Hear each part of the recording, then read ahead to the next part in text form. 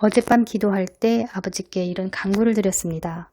내 안에서 온전한 것만 나오기를 원합니다. 이런 고백을 드리자 곧바로 알게 하신 것은 온전한 것만 나오기 위해서는 먼저 내 안에 가라지들을 회개해야 하는구나를 알게 하셨습니다. 하나님께서는 그분 속성이 거룩하시기 때문에 자녀 역시 거룩하길 원하십니다. 거룩하게 빚어서 신부 삼기 위해 영혼 천국에서 영원히 함께 살기를 원하셔서 날마다 성실하게 일하시는 하나님이십니다.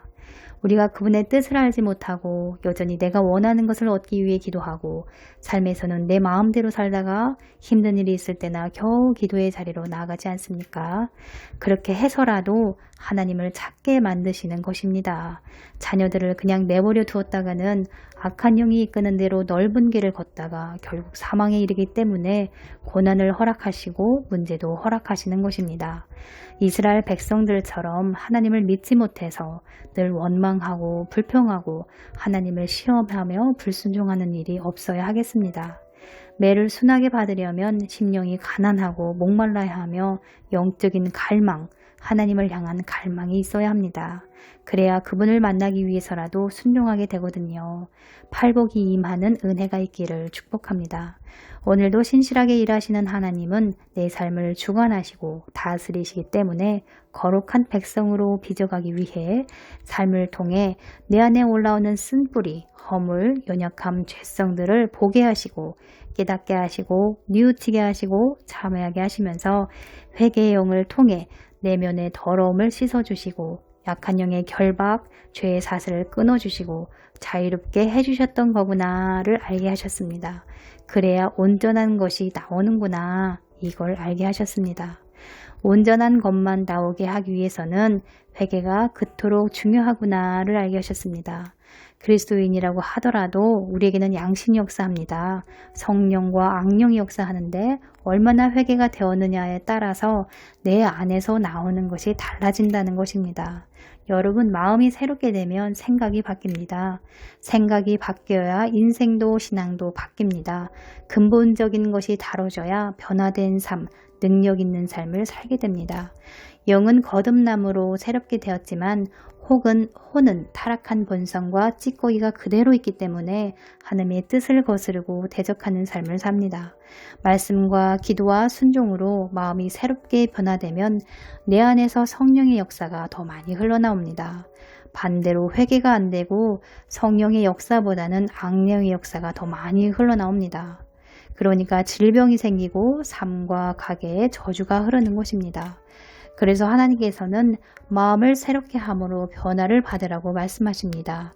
이것은 스스로의 힘으로 할 수 없고 오직 그분의 뜻대로 순종할 때 말씀을 주야로 묵상하고 내 입에서 떠나지 않게 하며 그 계명을 지킬 때 하나님의 역사로 변화된다는 것입니다.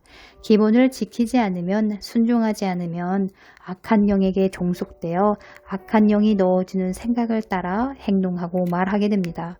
내가 누구에게 더 순종하는가를 보면 성령의 지배인지 악령의 지배인지 알게 됩니다. 내가 이르노니 너희는 성령을 쫓아 행하라. 그리하면 육체의 욕심을 이루지 아니하리라. 육체의 소욕은 성령을 거스리고 성령의 소욕은 육체를 거스리나니 이 둘이 서로 대적하므로 너희 원하는 것을 하지 못하게 하려 함이라. 마음이 바뀌지 않으면 마음 안에 쌓은 악을 따라 생각하고 말하고 행동하게 됩니다.